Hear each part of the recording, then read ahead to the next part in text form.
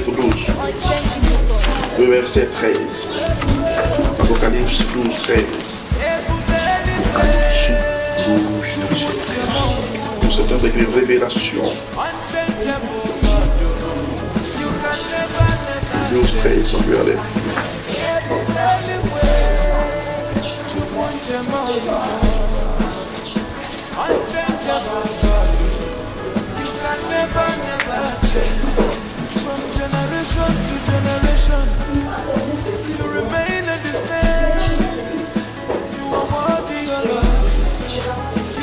C'est bon, tu arrives? On dit quand le grand dragon vit qu'il avait été précipité sur la terre, il poursuivit la femme qui avait enfanté l'enfant mâle.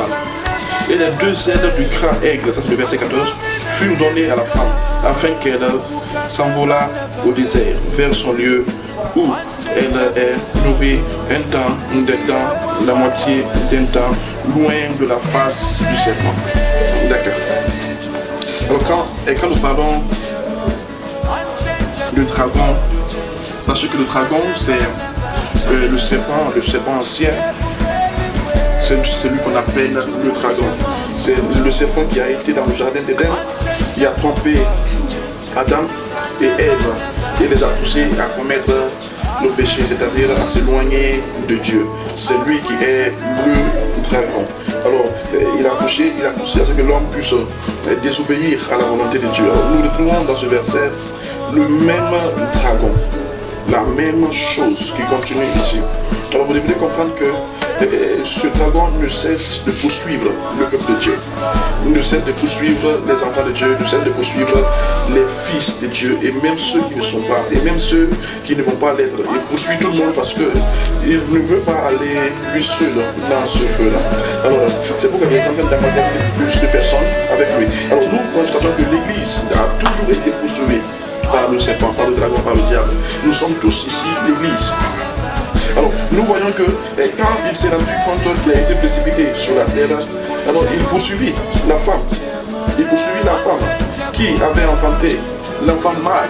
Alors, la question que je pose, c'est qui la femme? Qui est l'enfant mâle? Alors, dans une interprétation directe, la femme ne peut être que Marie, et puis l'enfant ne peut être que Jésus. Mais dans le sens profond et véritable du verset, ce n'est pas que ça. La femme, c'est l'épouse qui est l'Église.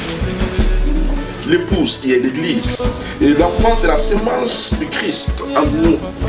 Autrement dit, le diable cherche à détruire carrément l'Église et la sémence que Christ a déposée en lui. Parce que la sémence revient à dire que c'est Christ qu'on doit engendrer en chaque génération, en chaque homme. C'est pourquoi nous allons parler de Jésus aux gens, encourager les gens à venir à Christ. Pourquoi? Parce que cette sémence doit être communiquée à tous les hommes. Tous les hommes doivent avoir cette sémence en eux. Nous devons chercher à ce que les hommes aient cette sémence pour que le diable n'ait pas raison sur les gens. Le diable est en train de faire de son mieux pour pouvoir véritablement détruire l'Église de Dieu. Détruire tous ceux qui doivent réellement s'impliquer dans Dieu. Chercher à les freiner, chercher à les détruire, chercher à gâter carrément tout ce qui les concerne. Parfois même, ceux qui sont appelés à aimer Dieu, ils les détruisent même avant de mettre pied à l'Église. Pourquoi? Parce qu'ils ne veulent pas que ceux-là mettent pied à l'Église. Alors, nous avons un combat. Le combat que nous avons, c'est contre le diable. Le combat que nous avons, c'est contre ce diable-là, qui est là pour nous poursuivre et détruire nos vies. Parfois, il utilise des gens, de loin ou de près, pour nous anéantir. Il utilise des circonstances, des situations, pour nous anéantir. Alors, mais il faut que nous sachions qu'il ne peut pas, si nous sommes sous la couverture de Christ. Alors, c'est pourquoi on doit être bien informé que tous les jours que Dieu fait, c'est un jour de combat et de bataille. Parce que le diable, il ne dort pas. La Bible dit, il rôde, cherchant qui dévorer. Il cherche les plus faibles, il cherche les plus vulnérables, les gens qui sont là, qui n'ont pas de puissance pour les anéantir. Parfois, certains se disent chrétiens, mais ne le sont pas véritablement, ils les anéantissent. Certains veulent se déclamer chrétiens, mais ils les anéantissent. C'est là où vous allez assister à beaucoup de destruction de personnes. Pourquoi? Parce que le diable veut détruire toute personne qui risque de se confier à Dieu. Parce que lui aussi, c'est son totem. Vous me suivez? Et pour cela, là, il va utiliser tout ce qui est à son pouvoir pour pouvoir nous détruire. Il utilise des choses pour se décourager, simplement. Bien sûr, je sais. Mais quand tu vois ta vie, tu es découragé de certaines choses. Tu es découragé de faire certaines choses. Tu n'as même pas l'envie de continuer. Pourquoi? Parce que le diable cherche à t'anéantir. En te décourageant carrément de la vie. En te démoralisant. Tout ce que tu amènes, tout ça n'évolue pas. Quand tu es pas question d'écrire, on voit qu'il y a peur maintenant. C'est un fils qui m'a abandonné. Pourquoi? Parce qu'on est pourchassé tous les jours par le diable. Le diable, il cherche tous les jours à nous anéantir. Ça, c'est pas un jour, c'est pas 2 jours, c'est tous les jours, toutes les heures, toutes les secondes. C'est pourquoi nous, chrétiens, on doit comprendre que nous sommes dans une bataille perpétuelle, c'est-à-dire qui ne finit pas, il n'a pas de limite, qui est continuelle. Une bataille qui ne fait que aller de l'avant. On doit comprendre cela. Aujourd'hui, on est dans un monde où les chrétiens pensent que, ok, il y a la paix sur la terre, il y a la paix en Guinée, il n'y a pas de problème. Mais j'aime bien les choses, parce que je suis calme là, qu'on voit naturellement. D'ailleurs, c'est à ce moment qu'il y a la plus grande guerre au monde. Pourquoi? Parce que la guerre du diable est plus acharnée que la guerre entre les pays, entre les ennemis, entre les races. Oui. Il est toujours là, en train de chercher à détruire les gens, toujours. Nous, on voit dans le naturel, comme ça avec nos yeux physiques, que tout va bien. Même dans les rêves, ils viennent pour nous attaquer, pour nous anéantir. On nous faisait voir des rêves bizarres, étranges. Même dans les rêves, il rentre dedans. Pour pouvoir nous affecter par les rêves. Tu fais des rêves bizarres, tu manges, tu fais des rêves que tu chasses, tu te poursuis, tu fais des rêves, tu es dans l'obscurité, tu es dans la forêt, tu fais des rêves où tu fais des choses bidons et bêtes et méchantes.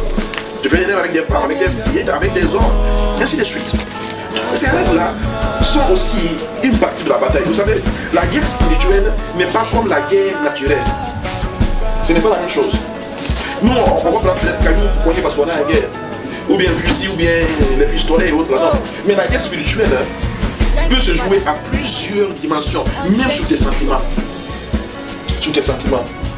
Sur ta tête, sur ta pensée, ton intelligence. Parce que ce n'est pas une guerre comme c'est comme une guerre intelligente. La guerre de l'intelligence est différente de l'autre guerre là. Alors la guerre spirituelle est encore plus supérieure parce que ça tourne même l'intelligence. Et c'est dans cette guerre on est. Quand le diable voit des gens célèbres le Seigneur, il dit attends, je vais mettre quelque chose, je vais l'enlever là-bas. C'est une guerre. Parce que la compagnie c'est l'une de ses armes. Il voit que tu es en train de monter. Parce que la seule chose qui est faite le diable, c'est pas parce que tu es riche. Non, c'est parce que tu as de l'argent, non. C'est pas parce que tu es beau ou belle, c'est parce que tu es costaud, c'est parce que tu vas à l'école, c'est parce que tu vas être un grand homme, ou tu vas être un grand président. D'ailleurs, il y a tout ça dans ta poche. C'est pas ce qui est fait le diable. La seule chose qui effraie le diable, c'est le ciel, le royaume de Dieu, Jésus-Christ de Nazareth. C'est la seule chose qui l'effraie. C'est la seule chose qui peut l'effrayer. Parce qu'on va dire au nom de Jésus, soit délivré, au nom de Jésus, soit attaqué. Ça s'exécute parce que c'est la seule chose qui puisse réellement l'ébranler. Vous me suivez très bien. Si tu veux faire avoir des beaux habits, t'habiller en costume, peut-être même c'est un démon qui a fabriqué l'habit là quelque part. Ça ne l'effraie pas. Ça ne peut pas l'effrayer. Ça ne peut pas l'effrayer. Ça ne peut pas. Peut-être même tu as confiance en l'argent là. Peut-être même celui à qui tu trouves ton argent à la banque pour garder, lui-même c'est un démoniaque. Ça ne peut pas l'effrayer. Tu as confiance parce que tu es un homme très élégant, très beau. Hein? Si tu vois les fils du diable, comment parfois ils sont beaux, vous serez étonnés. Donc le diable il n'est pas vilain. Hein? Le diable est très beau. Le diable est très beau. Tu vois parce que oui, qui est belle, l'autre, le grand détail. Si tu vois certaines filles du diable, ou même voir les artistes américains, on dirait qu'on les a fait rentrer dans une machine et puis on a dessiné. Et puis elles sont sorties. C'est pour vous dire que rien sur terre ne peut effrayer le diable. Absolument rien ne peut effrayer le diable.